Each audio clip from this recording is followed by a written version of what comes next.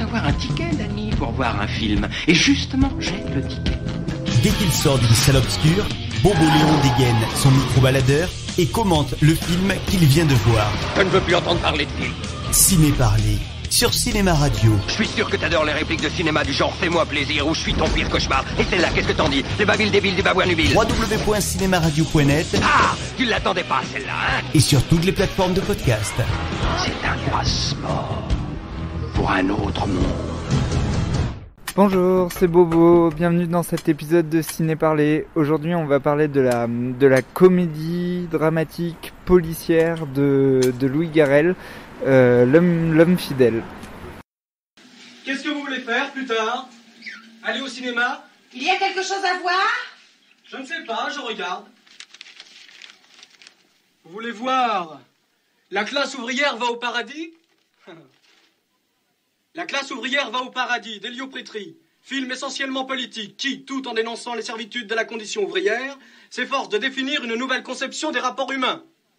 Ni tract, ni reportage, ni exercice de rhétorique, ce film est un vrai film, c'est-à-dire une œuvre élaborée, composée, rythmée, qui nous fait puissamment ressentir les obsessions et les contradictions du personnage principal, son âpreté au gain, puis cette impression qu'il éprouve que son cerveau s'évade, qu'il perd sa conscience d'homme, la confusion de ses idées, ses poussées de fureur, de démence. Ça se fait en intérieur. Alors, On va faire encore regarder la télé. On peut faire... Au moins Bellemare et Guilux portent leur connerie sur leur visage, c'est plus Oui, mais enfin, c'est plus souvent à l'intérieur, dirons-nous. Ça dépend. Si. Bon, je sais, il est facile de tirer à boulet rouge sur Louis Garrel, c'est du cinéma de chambre parisien, on voit que des gens très photogéniques issus du sérail dans des appartements parisiens avoir des problèmes de riches. Du coup là, pour les gens issus du sérail, y a Lily Rose Depp. Alors si au générique en plus, je sais pas si c'est son premier rôle, mais comme le film fait très nouvelle vague, il y avait écrit et pour la première fois à l'écran, Lily Rose Depp, la référence à la nouvelle vague aurait été totale. Il y a Laetitia Casta que j'adore, enfin c'est ma muse de cinéma. Et il y a Louis Garrel qui est aussi une de mes muses de cinéma. Du coup les deux, j'avais tout le temps envie de leur faire l'amour. Et c'est un peu triste, enfin pas triste, c'est bien aussi. Mais de voir ces acteurs et ces actrices qu'on a vues jeunes, pour Laetitia Casta et Louis Garrel, de les voir vieillir petit à petit. Et là, le visage de Laetitia Casta vieillit vraiment, quoi. Elle est pas jeune comme dans Le Grand Appartement ou La Bicyclette Bleue, où ses rôles, ou Né en 68, ses rôles, on l'a vu jeune. Et il y a quelque chose qui m'a étonné, c'est que Laetitia Casta est souvent filmée nue, en fait. Et là, Louis Garrel tourne en scope. Alors si le film ne m'avait pas plu, j'aurais bien sûr dit que ça sert à rien de tourner un film en scope, un film comme ça en scope, parce qu'on filme que des visages et des appartements, et que ça aurait été mieux de tourner en 1.66 comme le fait Philippe Garrel, comme le fait son père.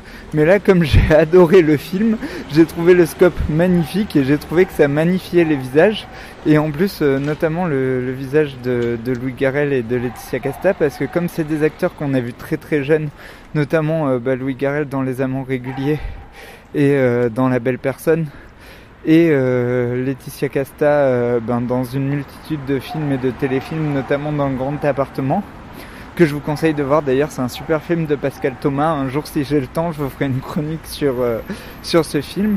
C'est magnifique, quoi, ce scope qui filme ces jeunes corps en train de vieillir, en fait, parce que c'est ça, c'est des jeunes corps en train de vieillir. L'homme fidèle, moi j'avais été très déçu par le premier film de Louis Garrel, Les Deux Amis, avec Vincent McCain.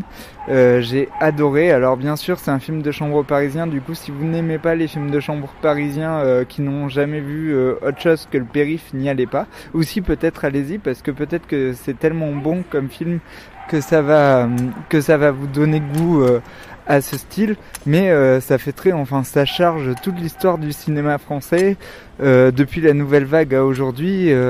Donc si vous aimez La Maman et la Putain, si vous aimez les films de Truffaut, si vous aimez les films de Pascal Bonitzer, tout ça, n'hésitez pas à y aller. Mais moi, ce que j'ai beaucoup aimé, Déjà à la fin, la première personne qui est remerciée au générique, c'est Michel Hazanavicius.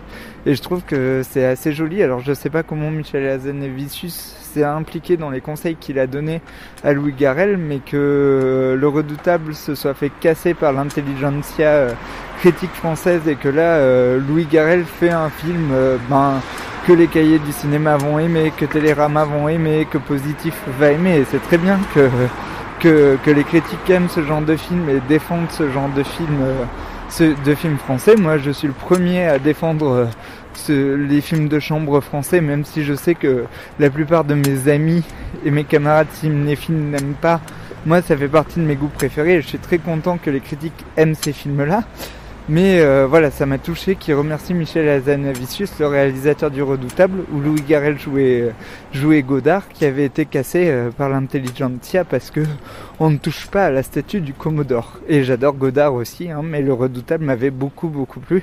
Et surtout que le film parlait de la chinoise, un film que j'ai adoré. Ouais, bref, j'arrête de digresser. Et parlons de L'Homme Fidèle. Donc L'Homme Fidèle, voilà, hein, le film il résume le titre. Du coup, Abel est avec Marianne. Marianne trompe Abel avec Paul. Elle est enceinte de Paul. Elle quitte Abel pour faire sa vie avec Paul. Paul meurt. La sœur de Paul est amoureuse d'Abel depuis son enfance, incarnée par Lily Rose Depp.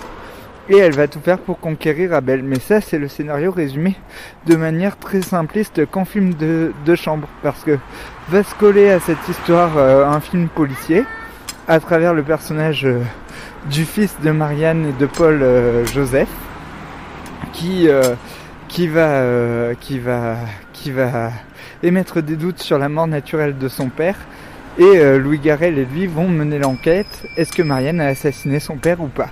Et c'est un film à la fois très beau et à la fois très drôle. Par exemple, il y a une scène d'enterrement, la scène d'enterrement de Paul, qui est vraiment très drôle. Il y a des scènes un peu plus dures de séparation qui sont vraiment très drôles. Il y a des révélations que Marianne va faire à Abel qui seront tristes. Et même vous pourrez verser une larme. Donc c'est un film qui à la fois va vous faire rire et à la fois va vous faire pleurer. Bon, comme je vous l'ai dit, le scope est magnifique, les mouvements de caméra sont superbes. Et ce que j'ai beaucoup aimé dans ce film, c'est que c'est un film très modeste aussi. Enfin, c'est tourné en pellicule, comme les films de Philippe Garrel, comme les films du père de Louis Garrel. Et la pellicule est magnifique, le grain de l'image est très beau, mais j'aimerais tellement que les réalisateurs arrêtent de tout tourner en numérique et qu'ils fassent plus souvent de la pellicule, parce que là c'est tellement beau. Ouais, c'est magnifique quoi. Alors bon, pour la politique on repassera, parce que bien sûr c'est vraiment que du marivaudage. Néanmoins, au début du film, Louis Garrel filme un éleveur porcin du marché de Rungis. Et il filme très bien quoi, c'est magnifique la manière dont il filme les gens, dont il pose son regard sur les gens. Et il y a notamment des parties de foot aussi devant l'école quand Abel va chercher Joseph à l'école, qui sont très bien filmées, des parties de foot sous la neige.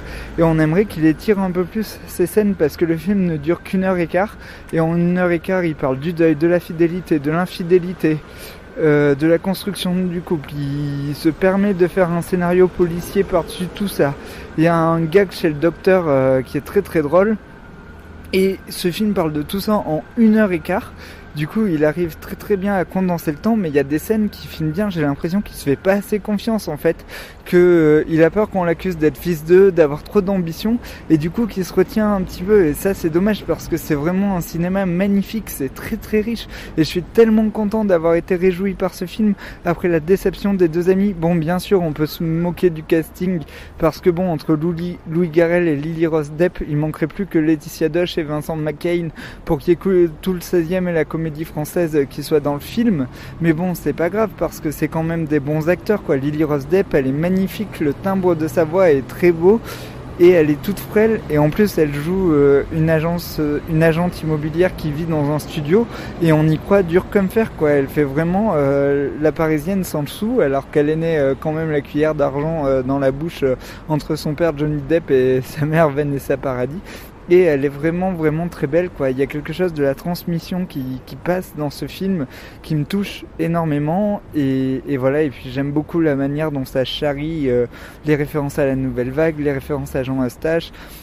Bref, et même ça m'a fait penser à Quentin Dupieux en fait, des fois, même si c'est pas du tout le même style de cinéma, il y a des dans le montage en fait, des fois il ose des choses hyper ambitieuses, notamment à un moment donné, Eve, donc jouée par Lily Rose Depp, ouvre une porte de voiture, elle dit ah non en fait j'ai pas cet âge, et la caméra coupe. Et on la voit plus jeune, enfant, en train d'ouvrir la porte de la voiture. Et ça, c'est très beau aussi, la manière dont la voix off est utilisée. Alors bien sûr, c'est très littéraire, c'est très écrit. Et d'ailleurs, les dialogues de Jean-Claude Carrière sont vraiment magnifiques, quoi. Je suis trop content qu'il ait aidé Louis Garrel à écrire ce film, parce que c'est plein de rebondissements.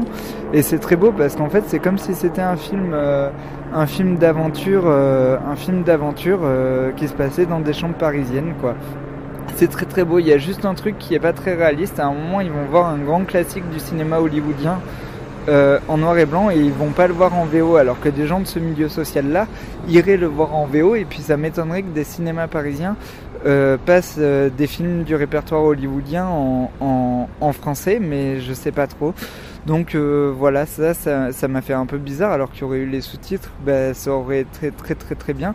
Mais vous l'aurez compris, j'ai été vraiment emballé par L'Homme Fidèle. Je vous conseille vraiment d'aller le voir. Ah, j'ai une petite réserve quand même, c'est assez réactionnaire comme film, parce que bon, il n'y a aucune notion de polyamour. Le fait que Abel puisse avoir une relation avec Marianne et Ève en même temps, ou que Joseph puisse avoir plusieurs mères, plusieurs parents, et la notion de coparentalité est totalement absente du film. Et dans le dernier film de Philippe Garrel aussi, j'avais adoré, mais j'avais trouvé ça assez réactionnaire.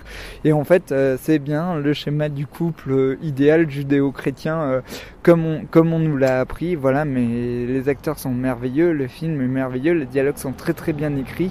Bref, je suis enthousiaste, et je pense que pendant les vacances de Noël, ce film va vous faire le plus grand bien. Donc voilà, je vous dis au revoir, j'espère que vous allez voir L'Homme Idéal. Je vous rappelle que si vous n'aimez pas les films de chambre parisiens, prenez des gants avant d'aller le voir, mais allez le voir parce que c'est vraiment un film superbe, et ça pourrait vous donner goût à ce style.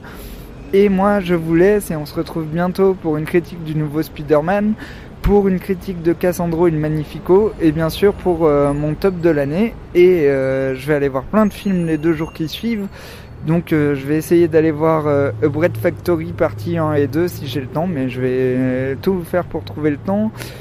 Et je vais aller voir Maya aussi, ça fait des mois que je vous le dis. Et je sais plus ce que... Ah oui, je vais aller voir le film argentin là sur l'homosexualité, Mon Père. Voilà, je vous laisse, je vous souhaite une bonne année, à bientôt, ciao ciao. Il faut avoir un ticket, Danny, pour voir un film. Et justement, j'ai le ticket. Dès qu'il sort d'une salle obscure, Bobo Léon dégaine son micro-baladeur et commente le film qu'il vient de voir. Je ne veux plus entendre parler de film. Ciné Parler, sur Cinéma Radio. Je suis sûr que t'adores les répliques de cinéma du genre Fais-moi plaisir ou Je suis ton pire cauchemar. Et celle-là, qu'est-ce que t'en dis? Les babiles débiles du babouin nubile. www.cinemaradio.net. Ah, tu l'attendais pas celle-là, hein? Et sur toutes les plateformes de podcast. C'est un passeport pour un autre monde.